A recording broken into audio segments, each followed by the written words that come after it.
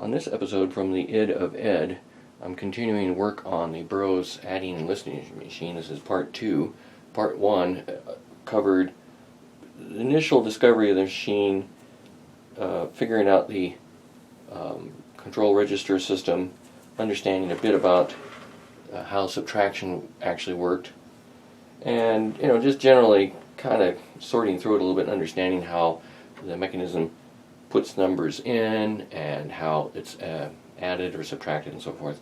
What I really haven't covered or examined a whole lot yet is the carriage system. It has very much like a typewriter carriage back here, and it has a number of advanced controls that you don't normally associate with a classic adding machine, and these controls look like will control the motion of the carriage back and forth, and further advanced functions such as automatically controlling when you subtract or add, so that the operator doesn't even need to think about that.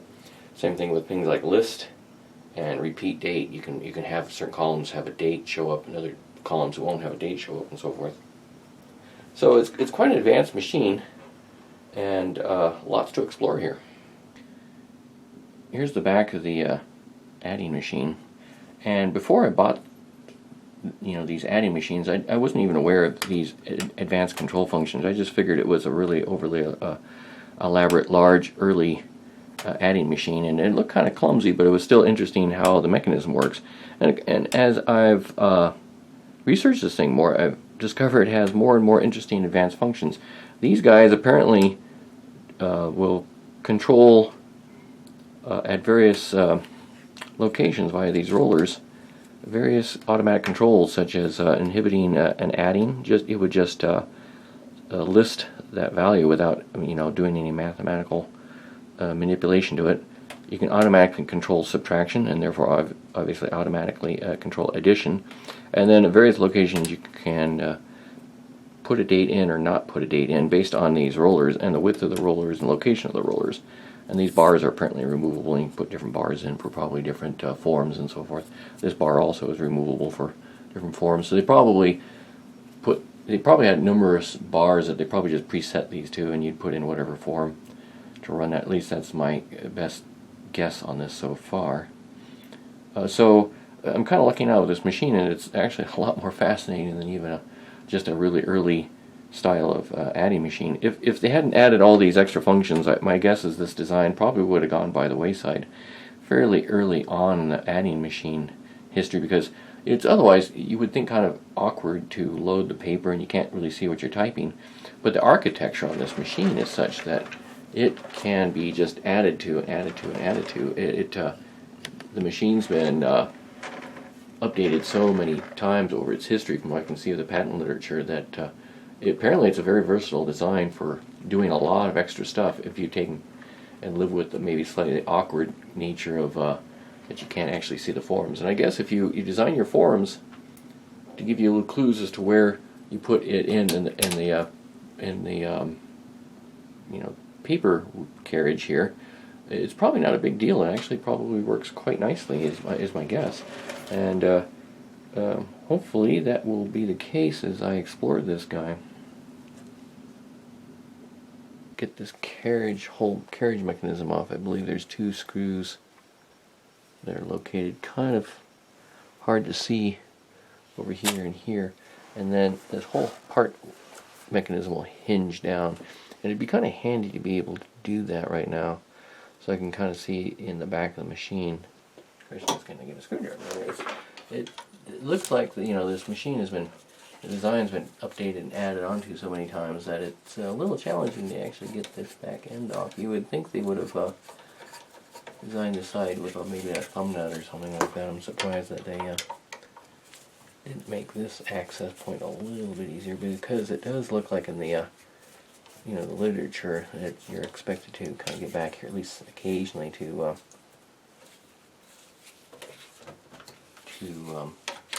do things like change the ribbon.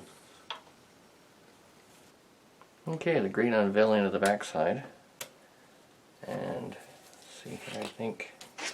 Oh, here we go. Okay.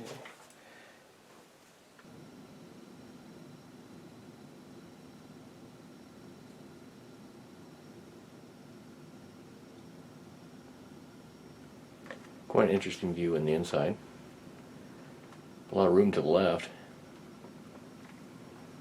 And you can see the hydraulic cylinder on the right that buffers the return motion so that when you release the handle, the hand crank, it doesn't slam back.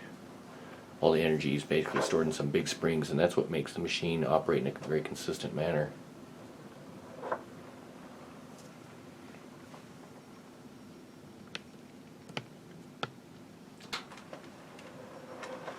Then down below there's some interesting mechanisms here for connecting motions on this side to various arms on this side that transmit through those little cam arms. This is another arm that engages. It looks like it goes across the plate, and it apparently engages on I'm not sure where it's engaging over here. I think it might be engaging on this surface here. And then there's something else that's engaging. I think it's engaging somewhere over here. There's a very major engagement down here that lifts and lowers to release tab stops. This arm here appears to be a convenience for dropping the carriage mechanism down so it doesn't just, you know, fall over. Basically, it looks like with the paper little paper reel removed, it hooks on this rather than resting on that. Another part that engages on somebody over here. I think there's there's a lever over here, and then I think this guy engages in a point over here. So there's a lot of mechanical communication going between this plate and various mechanisms inside.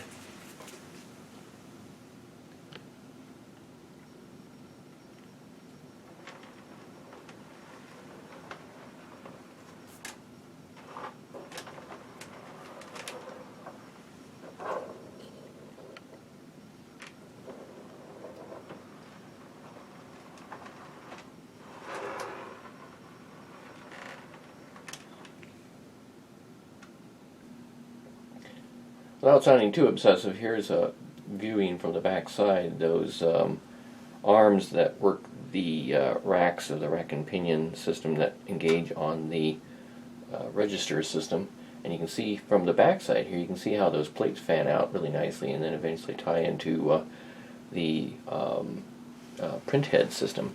So I have typed in 1, 2, 3, 4, 5, 6, 7, 8 and July 31st, so hopefully you can see a bit of the action going on here with those plates being pulled down separately by the springs, a bunch of the hammers firing on the print mechanism, and then that bar that eventually pulls all those arms back up and then works the register.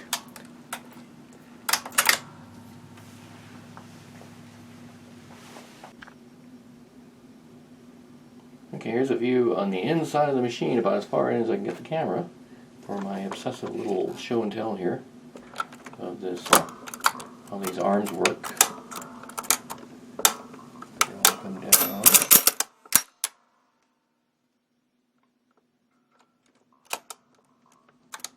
And all those arms pull back up.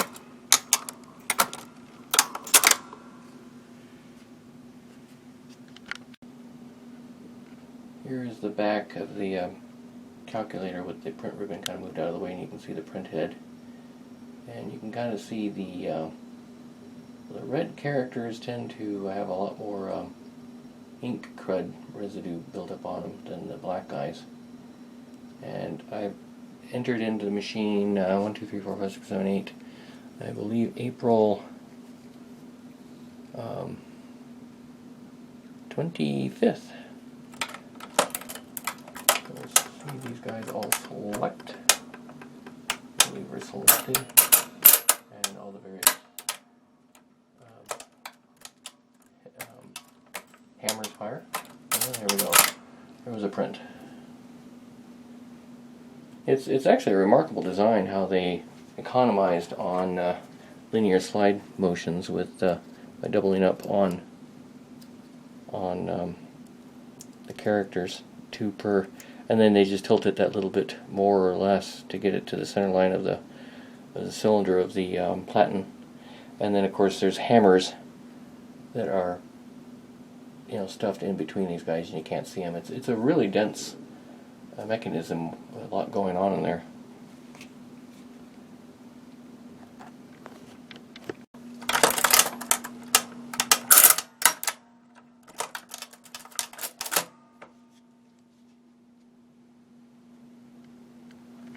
I want to close this guy back up again, and there's these little guys here that look like wrenches that are going to engage against these pins here.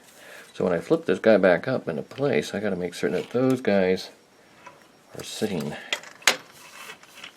in their respective locations, because they engage these levers that do various things here. This guy does something. So I get that in there and make certain that those are seated correctly so that they're not damaged. And I think that's it right there. Okay, so the next thing I'd like to do is kind of understand how this carriage works. Right now it's really quite dirty and it doesn't want to travel very well. And I know it has several tab control systems here, and I'm really vague as to how that works. So I'm going to try and see what I can do about kind of cleaning it up a little bit. The biggest thing right now is to see if I can get a little bit of some kind of lubricant in there and use it as kind of a cleaner, and see if I can get some of this, work some of the dirt that's in. There's a little kind of a V-shape travel guide here, and it just got a ton of dirt in it. So let's see if that can help any outside. Still, it's probably a lot of dirt on the one side that's all built up. I'm thinking, unless there's maybe one of these guys keeps me from actually traveling that way, and I'm forced. It feels like it's intended to go that way.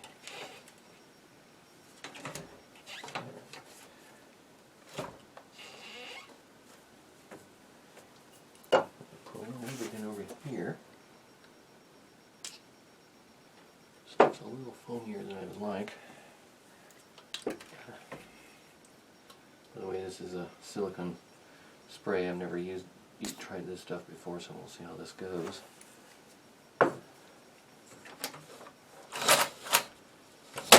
Moving a lot happier.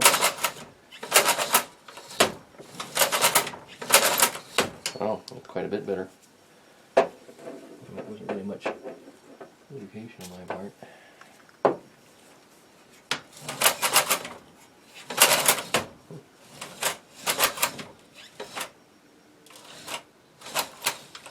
I do notice that as I move the carriage back and forth, I see that it's working several mechanisms in here. It's engaging against these as I move. I see that there's some trip points there. And I don't know if that's a trip point for the machine controlling something, or it'll release something. I think it's probably meant to do a carriage stop system.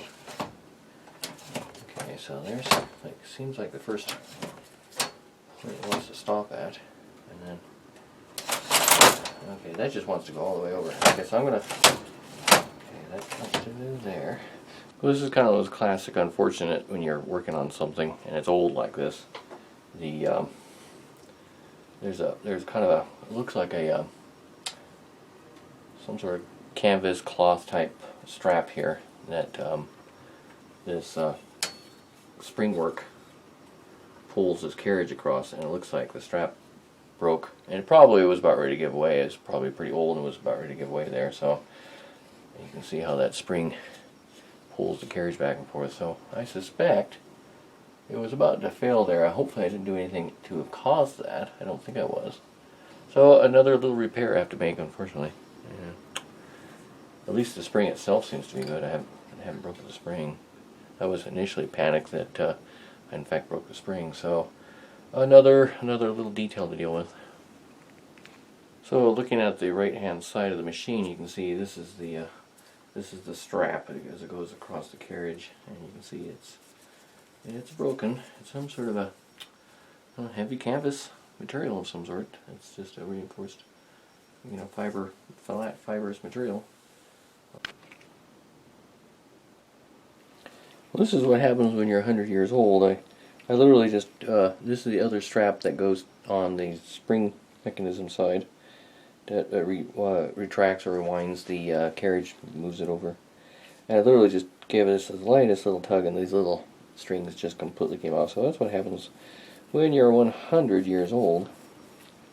Get this little strap off of here, and obviously that's to hook on to the spring return. And I suspect if I pull on this guy, yeah, that's going to happen probably there too. Yeah, it's just falling right apart. So this fabric was just done. It was not going to hold up anymore. It's 100 years old, and it was one or two more tugs, and it was just going to go. So can't say organics. Everything else is solid metal and looks pretty good, but looks like I'm thinking maybe some really good shoelace material maybe might work. I gotta stitch it up somehow.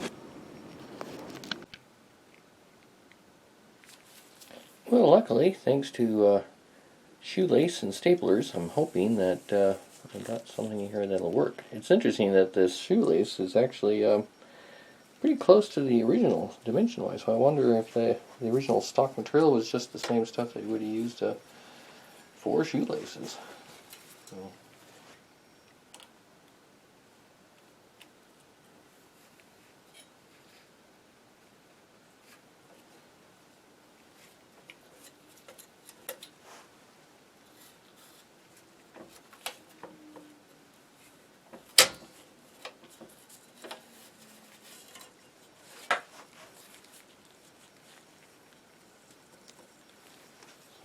Hopefully we'll have a spring load to move all the way. If not, I can add a little bit more. Like.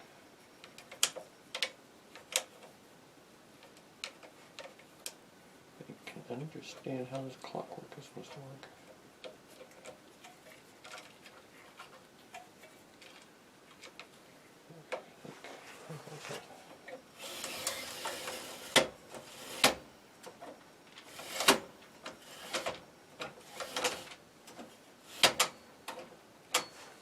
It's a really nice little clock mechanism here, little winding mechanism. It's just it looks kind of like it might be a fairly off-the-shelf mechanism that might be some kind of a commodity item that you could have bought back then for various other business equipment and everything, just anything it needed to work a strap back and forth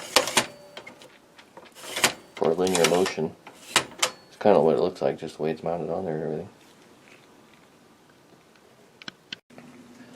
So now with the draw strap all fixed, I got to close this guy back up again, and once again I got to make certain that these various control arms latch into their respective spots.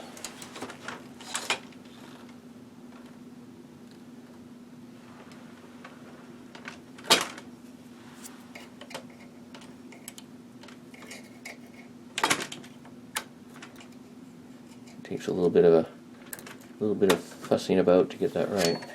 And then screw it in place, and we'll get it going again here.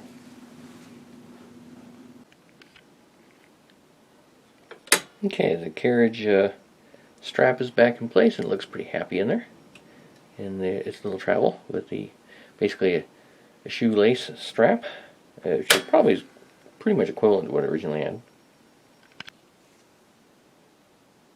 So this nifty little spring clockwork mechanism, I just have to keep adjusting it until I think it's going to be about the right amount of tension. The big thing I don't want to do is overwind it.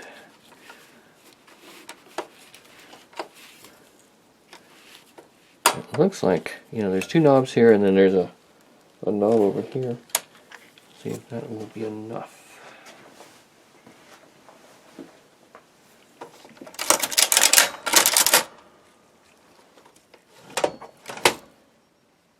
So what I gotta do is put the carriage all the way over. So let's start.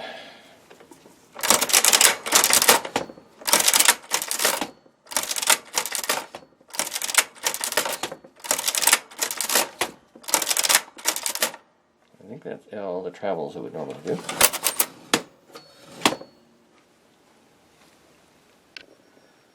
So I thought I'd kind of examine this whole automatic control thing with these control levers a little bit more and kind of understand them a little bit more.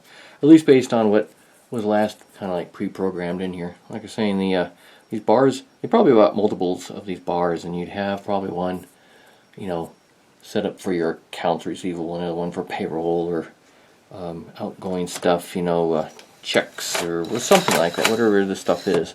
So it looks like when you set the guy up, it hits the first stop, and this back guy obviously does the stops. And this lower bar does the stops. So this first stop, none of these control arms are engaged. So non-add is, and non-add in this case it doesn't get to be used because I don't have a roller wide enough to actually ever engage this guy. Subtract doesn't get engaged, and no date doesn't engage. So you can put it. You'll get a date. You won't get subtraction. It'll just be adding. And not add is just listing. I'm pretty sure that's going to be for listing something. So your first carriage stop, it comes over here. And once again, I guess no add. It gets used. You'll subtract, and you won't get to print any dates, even though you might have the print date lock button in place. There's a button at the upper left, near the upper left, that basically locks that in place and keeps it from being basically cleared with a keyboard clear. So the next stop is right there, based on these stops here, and it's going to do another subtract and no date. This guy, it'll be another subtract, no date. Here's a narrower wheel, so it will be no date, and the subtract isn't engaged, so it'll be an addition. Then I get a pretty long space here to the next stop. Let's see, do I have any more stops? I guess I don't have any more stops. Okay, so this is the last stop right here. And obviously that could have been moved over here. It looks like they had something over here at one point. It would have gone further. So I guess at that point you would probably have, you could print the date again. You won't be subtracting. Obviously this guy still isn't engaged in anything. So you'd probably do your, let's see here, what do we have here? So you did subtract, and that's it. So there's no other travel. So I guess you would add something more to it, and or do your total, subtotal total. Seems like, well, anyhow, I have no idea what they were doing last on this thing. So that's what they had going on. I might make some wheels, and that'll do all these things and be able to put more programs in, I guess, at some point. You know, when you say it's a fun toy.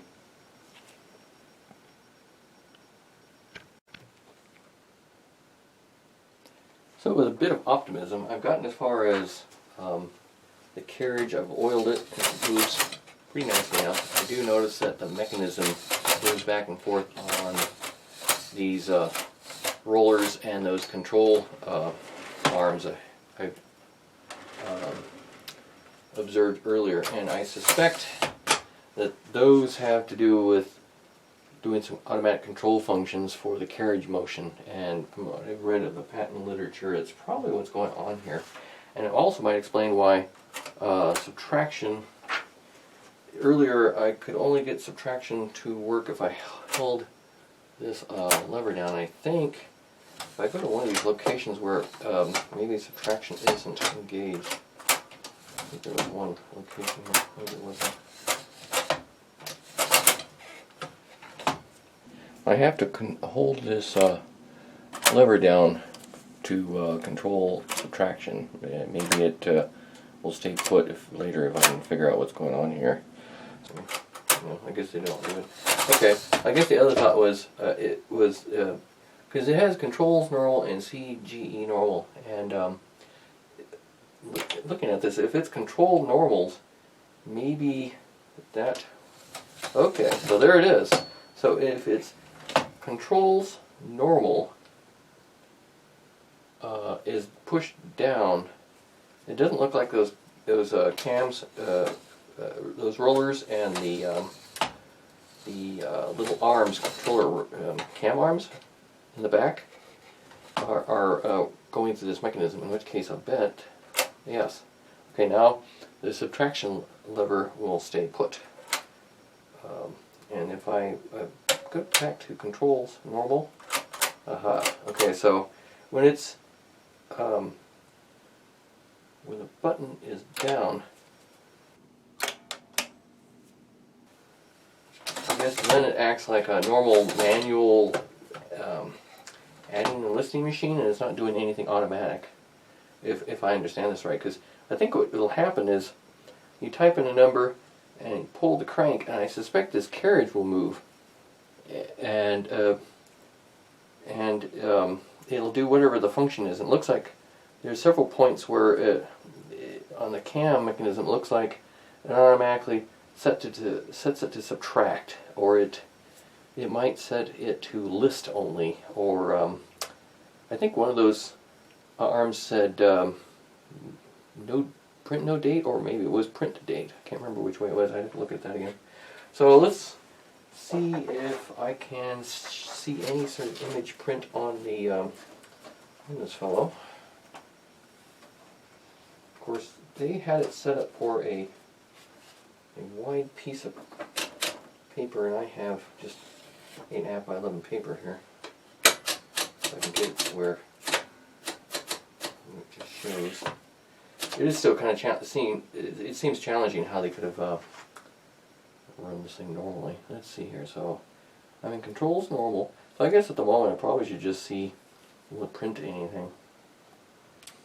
Okay, so we got some paper in there, and let's see if this guy will actually do anything. So 1, 2, 3, 4, 5.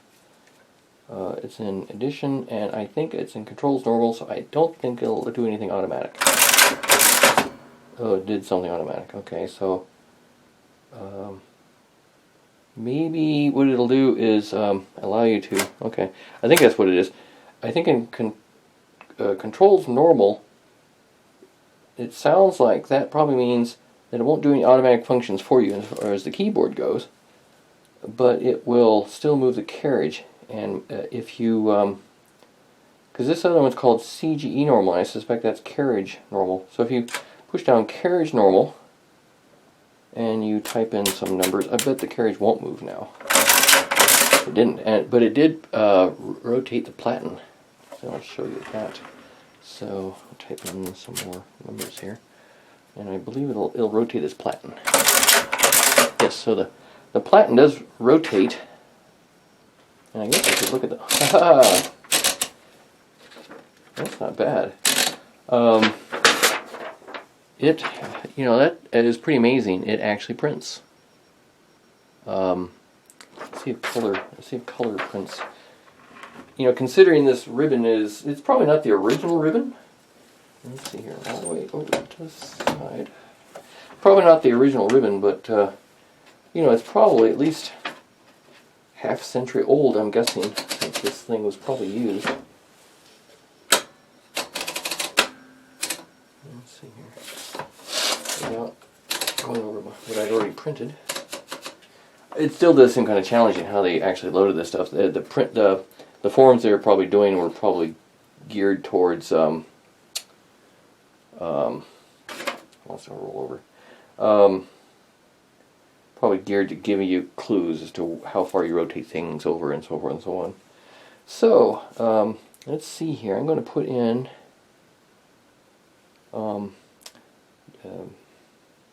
January 31st. Some more numbers, and I think everything cleared out. I'll put in another month. Yeah, it looks like that. Okay, some of these are kind of sticky and seem to jam. Which isn't too surprising. I don't know if I put any numbers in there. I'll put in another here. A lot of these guys want to stick. I guess. Maybe they are interlocked now. I guess. Yeah. Okay, this mechanism might have problems. Yeah, these seem to be very sticky. Maybe it didn't get used as often. Let's see here. November, those seem to have worked. Got some numbers in there. And the answer is I have some red text. I don't know if you can see it from here. Red text. Alright, so I got January 31st, November 9th, and November 8th, it looks like. So, color there. And I think on this side you would normally have a star if the thing is clear, and I know there's several other control characters there too, so let's go ahead and clear this guy. I guess that would have been the total. Aha, that's the total. That's kind of cool. I'm kind of lucking out with this machine so far. Looks like it tried to print the date here a little bit. I don't know if I was intending to do that or if it's something stuck in there. Gave me the total, and I think that's a little symbol for, I can't remember what the Burroughs standards are. I know it's like star, and there's a pound, and several other characters. I have to look up on what that is, but that probably means it's the total, I'm guessing. So not bad. So what's interesting is it's an odd ribbon. You know, it's obviously a very proprietary ribbon, so good luck ever getting one of these. And having, you know, two colors on the end and then black in the center. I'm glad so far I don't look like I need to re-ink this thing. I was thinking of some mad ideas for re-inking. So, lucking out there so far. So I guess the next question is these automatic control functions. Let me get this paper in here and lined up. I was hoping to get some legal paper and didn't get around to getting it. A little wider than 8.5 by 11. The platinum certainly is dirty, and there's a lot of rust and dirt and everything else back here, so I'm really kind of surprised that things are coming out so clearly. Yeah, I also was kind of expecting this platinum to be so rock hard that, you know, you wouldn't be able to print very well, and I know on typewriters it tends to be a real problem. So, control normal, if I disengage that one, it looks like it does move the carriage back and forth, so let's look at that again.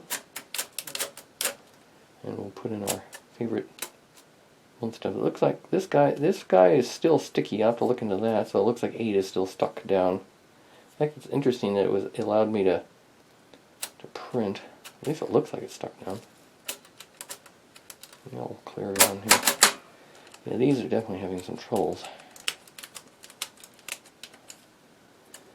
Alright, now these guys don't want to... Who else is... Oh, September stuck. Okay, so it's interesting, the number keys haven't been causing me any real trouble. I did notice, I think 8 earlier was sticky. But these guys are very sticky. Probably just they didn't get as much use. Okay, 32nd? Is there such a thing as 32nd? Okay, we got some numbers in here. And my point is, in this case, I want to see if this carriage moves across without doing any automatic controls. And I think the automatic controls, when it's an automatic control, which is controls normal up, it'll be an automatic. I mean, I guess the buttons are pushed down is an indication of what the function is. So in this case, CEG normal is up, so it should move the carriage. Okay, and it did. Okay, and the subtraction didn't move. It moved it. Looks like I might be able to ease off on the spring force a little bit. That worked very nicely.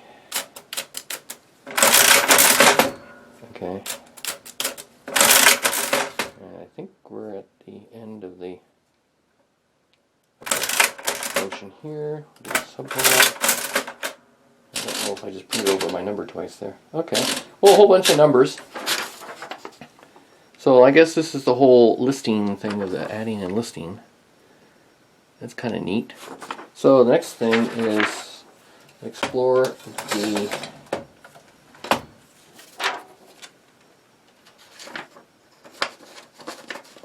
let's see here.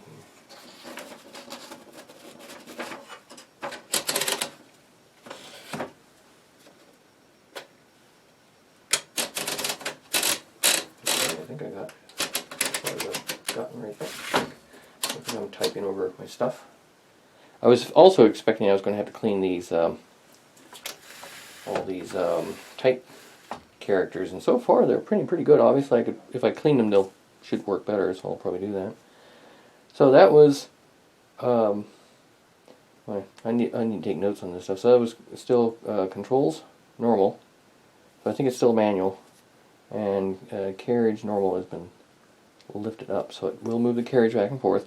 Now I'm going to see if I can do some manual subtraction here. So let's put in 7, 7, 7 here. Moved it over. Now I'm going to type 7, 7, 7, 7. 1, 1, 1, 1. I'm gonna. Okay, now I don't have to hold the subtraction lever. It stays put on its own.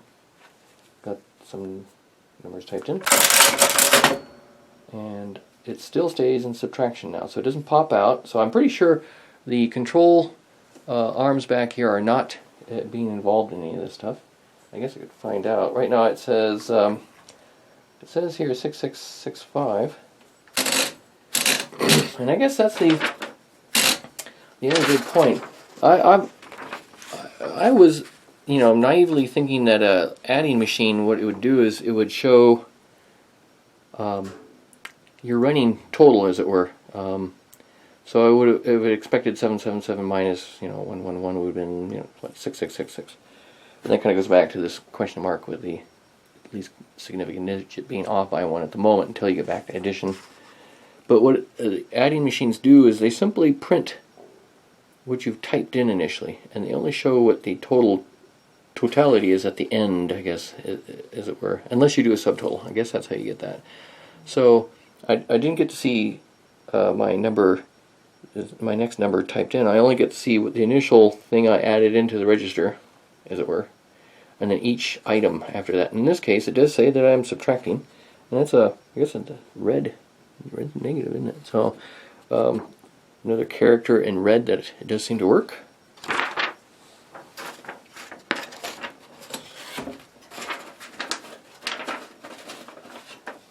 See here, okay, that's close enough.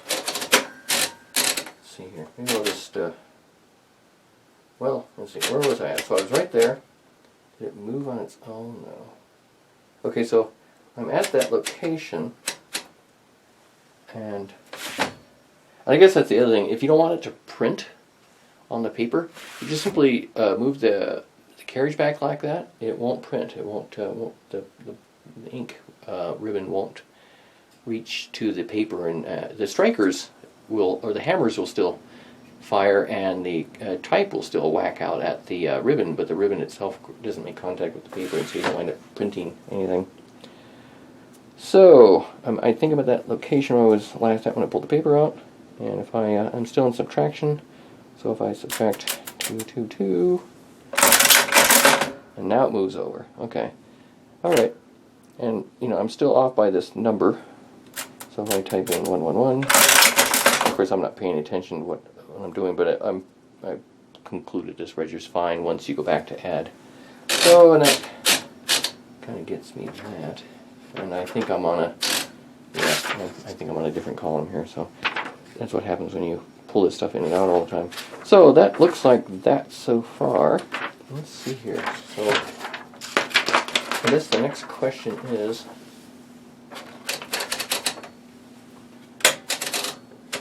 this whole automatic password, I had all this stuff I've been printing. Just past it enough. Probably right there. Okay, now we're back. Should be on the ribbon. I guess I haven't cleared anything. Let's just go ahead and do a. I think I still have to do one more. Yeah. Okay. I haven't done my second crank after having done subtraction. It won't allow me to do anything here. So I do my one blind stroke. It didn't change anything here. Now I should be able to hit the total. Yes. And I hit total. Okay, so there we go. So now I'm going to start over again here. So the next thing to explore is controls normal. Okay, so controls normal is off, and CGE normal is off.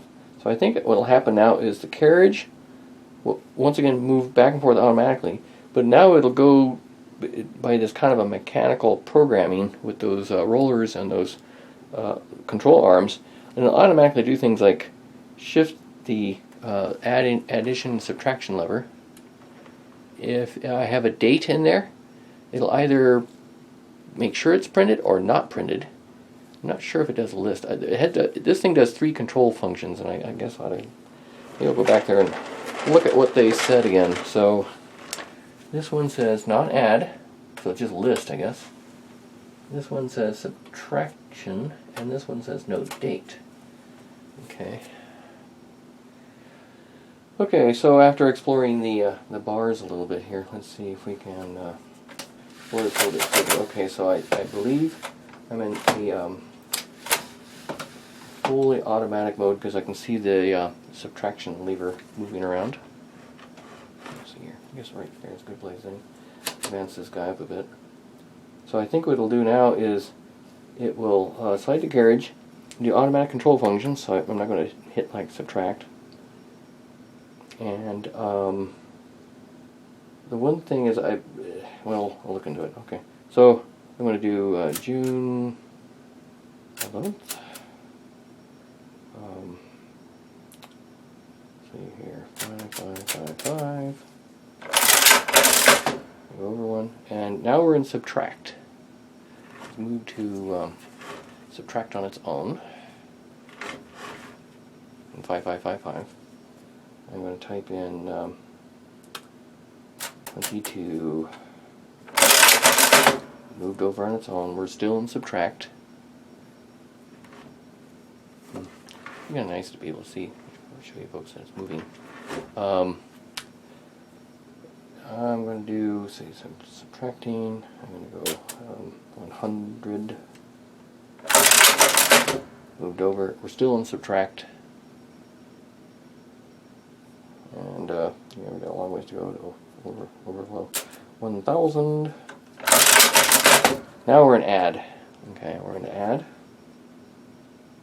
And we'll add in 3, 4, 5, 6. Okay, so we're done. I think it's moved one more, so I guess I'm probably ready to do the. Now here's a kind of a good question. I guess it does not do a subtotal on its own. I didn't see any sort of lever control for that. So I think when you're at the end, you still probably have to do a subtotal. Come to think of it, I don't recall having to do a second hand crank for clearing the subtraction. I wonder if that was okay. So I still got to do my blind crank here. Values didn't change. I can hit the subtract. Okay, and so the page didn't move. I don't think I typed over anything twice at the end there, so I think it did move correctly. So there we go. My first number subtracted, got that total amount. I mean, I got that was my initial amount. What I subtracted, what I added, and my total. And I guess you could, if you folks feel like double checking the math, I will let you do it. So it's pretty good so far. Obviously, it's very dirty. It leaves a lot of crud on everything. I'll have to clean it up. But considering it's a ribbon that I cannot possibly hope to ever buy another of, I'm absolutely thrilled it's printing this well. So I think that's kind of it. I think that is the automatic. And if you want the platen to rotate, because earlier I was kind of trying to figure out how it would do that. I'm just looking at the gear mechanism before I realized, to actually try printing. It does not appear to have any function to be able to, when you say move the carriage manually on your own. Well, with a normal typewriter, once you pull it over, the motion of usually moving the lever will cause the platen to rotate one, and that's one thing that this thing doesn't seem to do. So it could be. That's one thing that'd be interesting to know, whether or not there's any functionality to rotate the platen up one on its own. It doesn't look like it. Looks like that's still a manual function. So I don't know if a person has to hand crank this one. It seems kind of strangely manual. I looked into this guy, and he seems to only be kind of a paper eject. What's interesting is it does have this lever here that looks to be adjustable. But that looks like that only does kind of a shorter bit of paper eject, and it doesn't go all that far. It seems like there's a lot more gear here, but there's a screw that gets in the way, so I'm a bit puzzled on its functionality. It seems a little limited as to what it does. Okay, so far it only seems to eject the paper. This does line space. I guess you can't see it from here. This little guy down here does line space. Well, 2 spaces, 3 spaces. This lever does the compression and release of the rollers to help get the paper in there. And if there's some other carriage functions, I'm kind of missing them at the moment. And of course it flops out of the way. These plates will help load the paper. And of course these are adjustable just like on a typewriter. And I think that's largely it.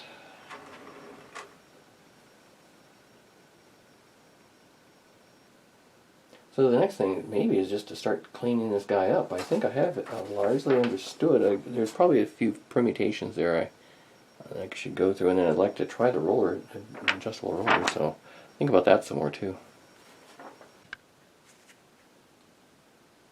Okay, so now that we seem to have this largely sorted out as far as carriage motion and operations and a general understanding of how this guy works, register all works. Everything seems to largely work on this guy. I'm really lucking out on it. But the next thing is to figure out this the crud on this keyboard. See if I can clean this felt and get it closer to what it originally was without ruining it. So there's several different thoughts. I could, just generally vacuum it, and that would certainly help. The other thought is coming up with a little wand that will kind of get in there to vacuum, and maybe use water, cold water, and maybe some mild soap or something like that, in the hopes of keeping the water from getting into the mechanism itself, because obviously I can't just let it rain down in there. So that's kind of the quandary there of how to do that. Using things like hot water or steam cleaning somehow with this wand idea is a thought, but chances are the felt will shrink. It might even shrink just with cold water, but I'll probably do is try cold water first and then maybe take more aggressive steps. And if it just proves to be salvageable, I'll probably have to cut a new piece and maybe use my CNC to cut it out. Cat up the pitch and slot dimensions of this guy and put a new piece of felt on a sacrificial piece of material, and hopefully you can cut it all out. The unfortunate thing is they did rivet this in, so in the act of removing it to say clean it by more conventional means, by say a washing machine or something like that, or hand wash, I guess. I probably can't use a washing machine. I'll probably wreck it quite a bit because unfortunately it's riveted in, and if I do have to put in a new piece of felt, I guess I'll just have to glue it in, because I'm certainly not going to drill these rivets out. Hopefully I can clean it enough to where it's acceptable and I won't have to use gloves anymore. The other question, of course, is the keys on this guy. And then, of course, cleaning the whole thing. It's kind of nice that the inside is actually pretty nice. I'll probably just do a little touch-up on, where the oil or grease looks a little dried out, and clean it up as best I can that I can get at. Do a little more minor lubrication. But on the inside, it's actually really kind of nice. It's quite a relief to have discovered that it's so nice inside, and it's mostly cosmetic on the outside. And then the next question is whether I want to go an extreme extra step and try and do nickel plating. It'd be nice to make some of this look a little nicer. And then, maybe touch up the paint and so forth, clean up the glass, put it back in, and I might do come up with some sort of lighting system that I could hide on the inside to illuminate the inside, so when the glass covers are in place, you still got light in there and you can see what's going on, because it's really quite a nice showpiece machine. It's it's just beautiful inside, and it's a shame not to be able to see it. It's actually kind of nice to have the case off, but ultimately, you do want it to look like its original form with its case and everything. And getting light in there so you can see it well and appreciate it would be really nice. It will make a nice display piece.